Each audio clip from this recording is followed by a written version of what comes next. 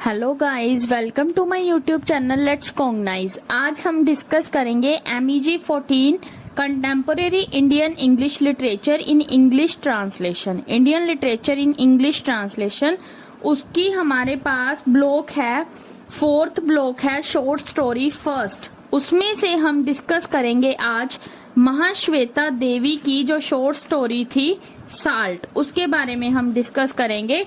सबसे पहले मैं आपको थोड़ी सी इंट्रोडक्शन दे देती हूँ, फिर हम लाइन टू लाइन एक्सप्लेनेशन करेंगे ब्लॉक फोर्थ में से महाश्वेता देवी के लाइफ एंड वर्क्स के बारे में और इंट्रोड्यूसिंग द स्टोरी। इन दोनों टॉपिक्स को हम डिस्कस करेंगे इसी वीडियो में।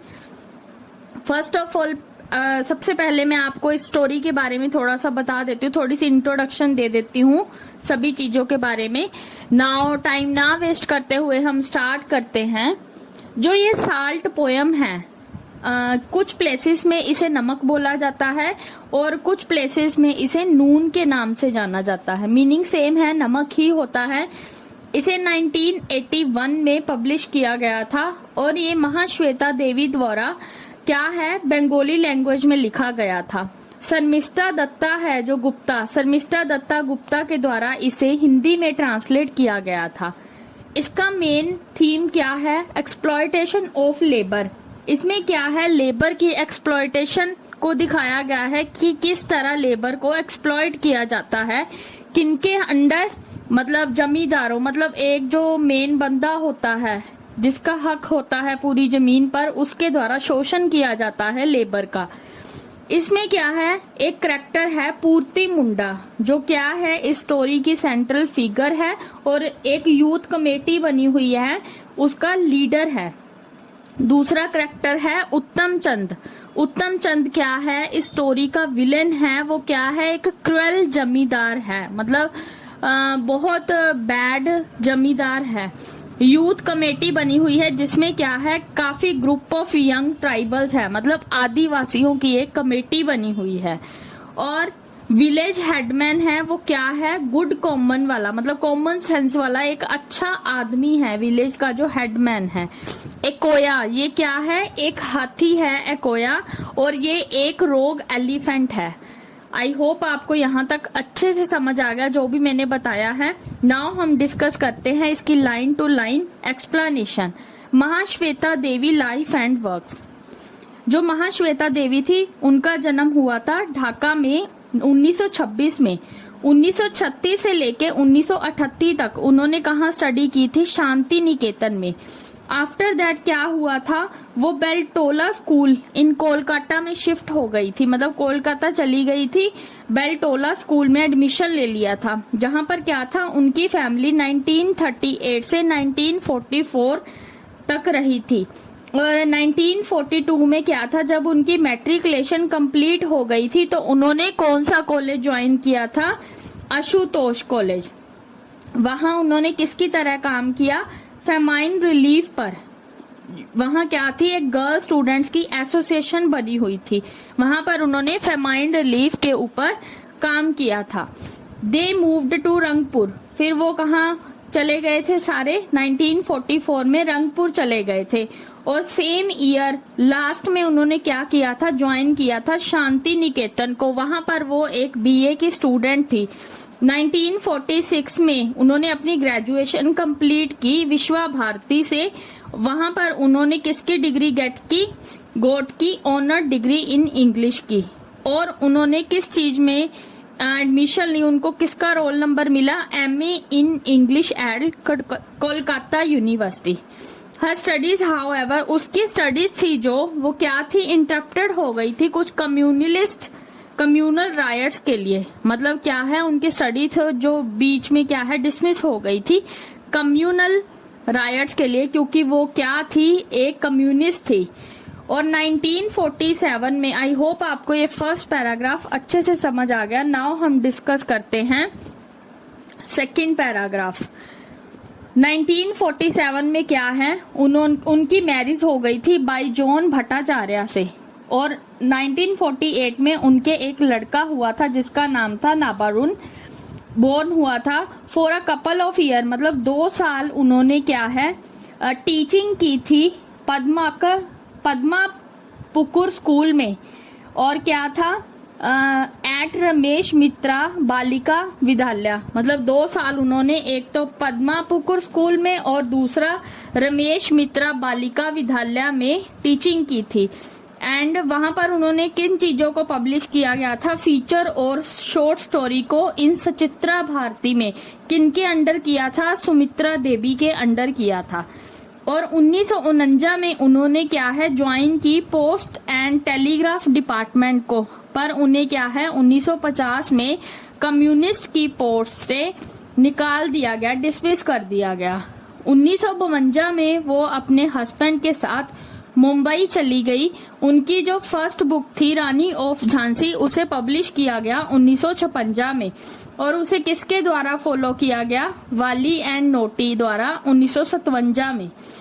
1961 में क्या हुआ, उनका अपने पति से डिवोर्स हो गया और 1963 में उनको वो डिग्री मिल गई एमए इंग्लिश की कोलकाता यूनिवर्सिटी से।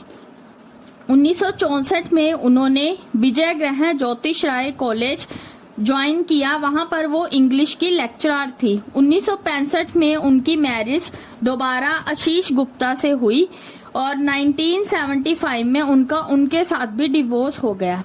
पर उन्होंने क्या है अपनी राइटिंग वैसे ही करती रही और उनको पब्लिश करवाती रही, और राइटिंग के बेस पर उन्होंने क्या है काफी सारे अवार्ड्स जीते, जिनमें क्या था एक अमृता पुरस्कार था जो उन्हें 1968 में मिला था 1968 में, और क्या है शरद चंद्र मेमोरियल मेडल था जो उन्हें 1978 में मिला था, और साहित्य अकेडमिक अवार्ड किसके लिए मिला था, नायर अधिकर के लिए 1979 में। ये था हमारे पास सेकंड पैराग्राफ। नाउ हम डिस्कस करते हैं इसका third paragraph. From onward 1980 Mahasweta engages, मतलब महाश्वेता तब किन कामों में लगी रहती थी, ट्राइबल के कामों में, मतलब आदिवासियों के। शी फाउंडेड, उन्होंने किसकी स्थापना की, प्लमाऊ जिला बॉन्डेड लेबर लिबरेशन ऑर्गेनाइजेशन की स्थापना की 1980 में, और वे क्या है बोटिका की एडिटर बन गई थी। A journal devoted to the lives of, मतलब उन्होंने अपनी जो सारी लाइफ थी किनको समर्पित कर दी, ट्राइबल्स को, जो इंडिया के ट्राइबल्स थे। 1982 से लेकर 1984 तक उन्होंने क्या है एक रिपोर्टर की तरह काम किया दिल्ली जुगांतर के लिए, और 1984 में वो क्या थी, प्रेसिडेंट बन गई थी वेस्ट बंगाल खेरिया की सबर कल्याण समिति की, वो प्रेसिडेंट बन गई थी। ये था हमारे पास थर्ड पैराग्राफ। नाउ हम डिस्कस करते हैं इसका फोर्थ पैराग्राफ। जो महाश्वेता थी वो क्या थी, टायरलेसली, मतलब बिना थकावट बिना किसी रुकावट के वो क्या थी, मतलब वेलफेयर का काम करती रही आदिवासियों के लिए इंडिया में। वो क्या थी, एक प्रोलिफिक राइटर थी। उन्होंने काफी नोवेल लिखे, शॉर्ट स्टोरीज लिखी, plays, essays and journalistic writing की। इन सभी का क्रेडिट उनको जाता है। उन्होंने क्या है काफी ऑनर और अवार्ड जीते, जिनमें से एक है भारतीय जनानी पथ अवार्ड जो उन्हें 1995 में मिला था, और है रेमन मगाशे अवार्ड इन 1997 में मिला था उनको। वो क्या थी, मतलब the officer des arts et des lettres, वो क्या था फ्रांस में 2003 में मिला उनको। और इंदिरा गांधी अवार्ड था जो नेशनल इंटीग्रेशन के लिए उन्हें 2005 में मिला, और पद्मा श्री अवार्ड उन्हें 1986 में मिला, और उसे दोबारा वही अवार्ड 2006 में भी मिला। ये थी हमारी Shweta Devi life and works के बारे में फर्स्ट 4 पैराग्राफ। नाउ हम डिस्कस करते हैं इसका लास्ट पैराग्राफ। नाउ हम डिस्कस करते हैं इसका लास्ट पैराग्राफ है। In the field of Bengali letters Mahasweta has always been a radical figure. Mahasweta क्या है, एक रेडिकल फिगर है, जिन्होंने क्या है पॉलिटिकल अथॉरिटीज को कैस्टिगेट किया, किसके लिए, जो गरीब और मार्जिनलाइज्ड लोगों का क्या है एक्सप्लॉयटेशन हो रहा था, और क्या है उन्होंने सोशल इनजस्टिस के अगेंस्ट आवाज उठाई। गायत्री चक्रवर्ती स्पाइवक के अकॉर्डिंग क्या है, Mahasweta champion the cause of the subaltern, the poorest of the poorest who are excluded from the mainstream and denied their rights by an oppressive and exploitative society. इसमें उन्होंने क्या बताया है कि जो कुछ लोग हैं, ऑपरेस्ड पीपल हैं, उन्हें क्या है, मतलब उनके लिए क्या है, ऑपरेसिव और एक्सप्लॉयटेटिव सोसाइटी बना रखी है। मतलब लोगों का क्या है, लेबर का शोषण किया जाता है, उसके विरुद्ध उन्होंने आवाज उठाई थी। Mahasweta perceive herself as a pan Indian writer. Mahasweta क्या है, एक अच्छी इंडियन राइटर है। Addressing a country wide leadership in order to raise the, जिन्होंने क्या है, नेशनल कॉन्साइंस, मतलब किसके बारे में, plight of the lowest segment of our society, मतलब जो लोएस्ट लेवल के, मतलब लोएस्ट सेक्टर है, मतलब जहां पर लोग क्या है, लोएस्ट, मतलब छोटे छोटे सेगमेंट में बटे हुए हैं, डिफरेंस किया जाता है उनके बीच में, इनइक्वालिटी पाई जाती है, उनके अगेंस्ट आवाज उठाई है महाश्वेता ने। हर वर्क्स रिवील इन, उनके जो काम है वो मतलब उनके काम है जो उसमें उनको बहुत सारी नॉलेज है, history, politics, lifestyle and mindset of the tribals की, मतलब आदिवासियों की हिस्ट्री, पॉलिटिक्स और लाइफस्टाइल के बारे में। In her fiction she combined different register of language. In her fiction, she combined different register of language, including Ka, Sanskritized Bengali, the colloquial idiom with the localized flavor, tribal dialect, as well as snatches of Hindi and English. Her characters are drawn mostly from the poor and oppressed classes. Although she has also written about the middle class life. उन्होंने किन किन के बारे में लिखा है, middle class life के लोगों के बारे में लिखा है, उनकी पर्सनल हिस्ट्री के बारे में लिखा है। History, myth, folklore and contemporary reality जो क्या है, क्रिएट करती है इस नॉवल के एथोस को, मतलब सफरिंग को, जो पेन दिखाई गई है इस नॉवल में। Plays and short stories, many of the stories are located in the tribal region of Bengal. उनकी काफी सारी स्टोरीज है जो हमें देखने को मिलेंगी जो बंगाल के ट्राइबल रीजन के बारे में लिखी गई है। बंगाल, बिहार और मध्य प्रदेश के आदिवासियों की जगह पर लिखी गई है। ये था महाश्वेता देवी का life and work. I hope आपको ये अच्छे से समझ आ गया होगा। नाउ हम डिस्कस करते हैं इसका नेक्स्ट टॉपिक का फर्स्ट पैराग्राफ। नेक्स्ट टॉपिक है हमारे पास इंट्रोड्यूसिंग द स्टोरी। ये जो स्टोरी थी साल्ट, इसे क्या है, इंग्लिश में ट्रांसलेट किया गया था शर्मिष्ठा दत्ता गुप्ता द्वारा। ये मैंने आपको पहले भी बताया है। और इसे पब्लिश किया गया था साहित्य अकादमी द्वारा न्यू दिल्ली में। ये जो महाश्वेता देवी थी, इनकी स्टोरी थी साल्ट, जो सेट की गई थी जुझार में। वो क्या था, एक आदिवासियों का विलेज था, ट्राइबल विलेज था, जो किनके पास बना हुआ था, प्लमाऊ रिजर्व फॉरेस्ट के पास, मतलब जंगल के पास। In the year following the emergency and the defeat of the Congress in the subsequent election. तब के टाइम में क्या था, डिफीट हो गई थी कांग्रेस इलेक्शंस के टाइम में। It represent the plight of the tribal. इस नॉवल में क्या है, मतलब इस शॉर्ट स्टोरी में क्या है, आदिवासियों की दुर्दशा के बारे में बताया गया है। और क्या है, जो हिंदू ट्रेडर्स हैं, who came there after the Kol revolt, जो क्या है, रिवोल्ट के अगेंस्ट आए थे जंगलों में। व्हेन द स्टोरी बिगिन, जब स्टोरी क्या है स्टार्ट होती है, तो जो पूरा विलेज है उसे क्या है, शक्ल किया गया लेबर में, मतलब उनको क्या है, काम करने के लिए मजबूर किया गया बिना वेजिस के।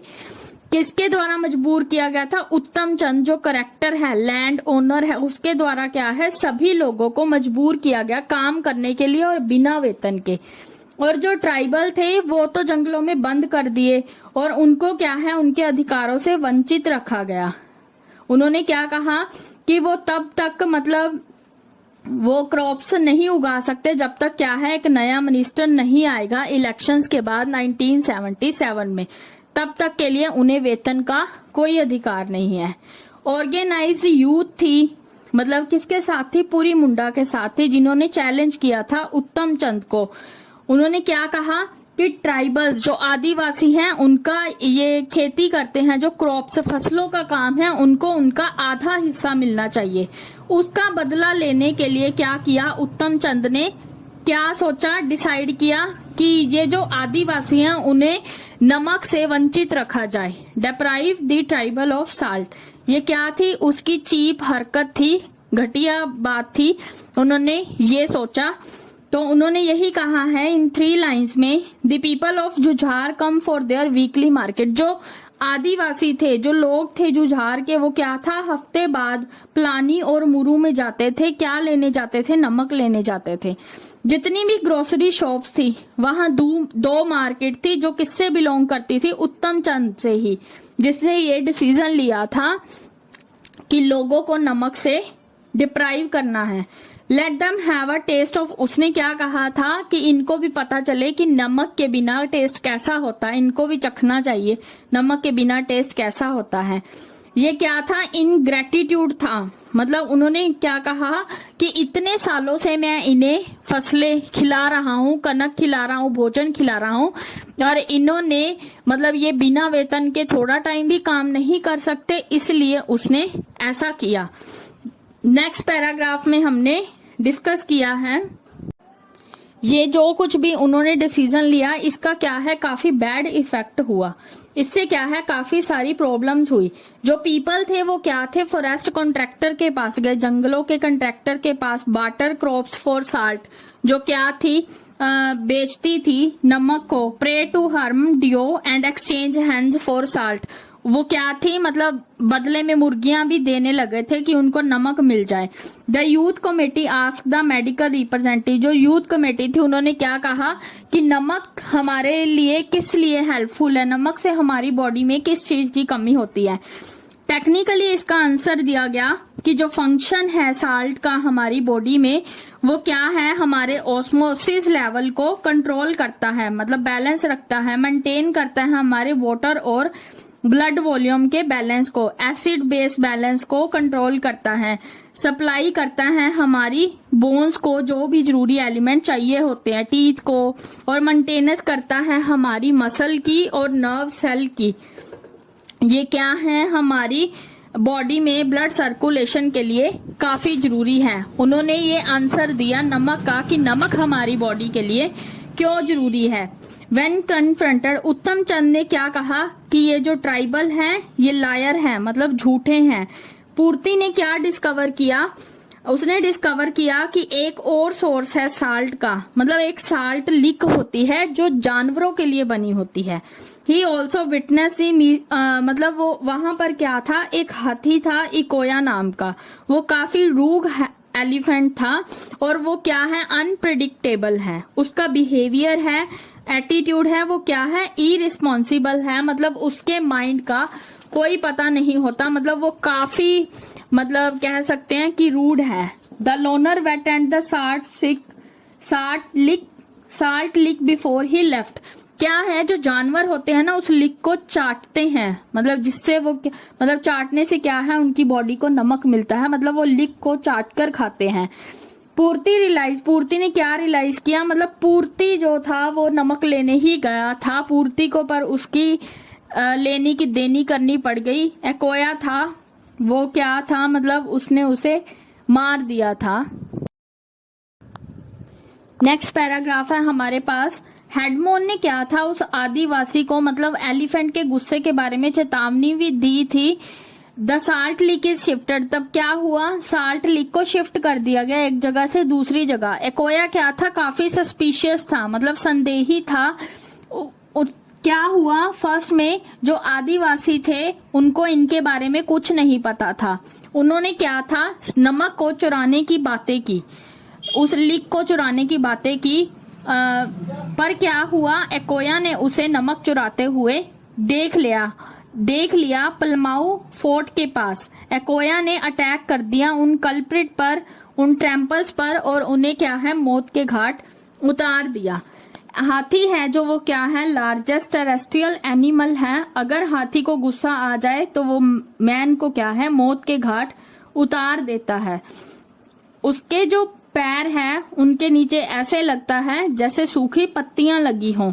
अनबिलीवेबली ये क्या था, मतलब एक ऐसा स्टोरी थी जिसमें क्या है, क्या दिखाया गया है, एलिफेंट है जो वो क्या है, जितना साइज में बड़ा है उतना ही वो रफ भी है, मतलब काफी रूड है, जितना ही वो देखने में बड़ा लगता है उतना बड़ा है। उसकी जो वो क्या है, अपनी ट्रंक को यूज करता है, फीट को यूज करता है, फीट और ट्रंक को यूज करके, सूंड और पांवों को यूज करके उसने क्या है, तीनों बंदों को मौत के घाट उतार दिया। तो उसे क्या है, क्राइम माना जाने लगा। मतलब उन्होंने कहा है कि बंदा चोरी तभी कर सकता है जब उसने पी रखी हो, बिना पिए वो चोरी नहीं कर सकता। ये क्या था, एक क्राइम था, इरेशनल एक्ट था। इसमें क्या है, वाइल्ड लाइफ की प्रिजर्वेशन में क्या है, ह्यूमन लोगों की, मतलब लोगों की इंटरवेंशन को दिखाया गया है। एकोया को डिक्लेयर किया गया है कि वो एक रोग और किल्ड एलिफेंट है। मतलब एकोया को भी मार दिया गया इस क्राइम के लिए। और ये हेडमैन के लिए अनईजी था, मतलब इजी नहीं था। ये जो 3 मैन थे और एलिफेंट था, चारों की मौत हो गई इस साल्ट की वजह से, नमक की वजह से, नमक की डिसअवेलेबिलिटी के कारण चारों की मौत हो गई। और इसमें क्या है, मतलब एक्सप्रेस किया गया है इंटरनल फीलिंग को कि यह जो भी हुआ है गलत हुआ है, फेयर नहीं हुआ है। और क्या है, किस तरह से जो नमक है वो ही वजह बन गया तीनों चारों की लाइफ और डेथ की लड़ाई का। What is the purpose of the story, उन्होंने क्या क्वेश्चन अराइज किया है लास्ट में कि स्टोरी का पर्पस क्या है। Who is really to blame for the death of 3 tribal and an elephant. इन चारों की, मतलब तीनों की बंदों की डेथ और एक हाथी की डेथ, इसमें किसका ब्लेम है, किसको ब्लेम किया जा सकता है। What is Ekoya role in the narrative, Ekoya का क्या रोल है as a narrative. What is the significance, मतलब महत्वपूर्ण क्या है साल्ट का इस स्टोरी में। हम ये क्या है नेक्स्ट थीम्स में डिस्कस करेंगे। आई होप आपको यहाँ तक वीडियो अच्छे से समझ आ गई, और नेक्स्ट वीडियो में हम डिस्कस करेंगे हमारी थीम्स के बारे में। तब तक के लिए आप ये वीडियो ध्यान से देखना और इसे अच्छे से समझना, फिर हम डिस्कस करेंगे नेक्स्ट वीडियो में नेक्स्ट टॉपिक को। तब तक के लिए bye bye, have a nice day.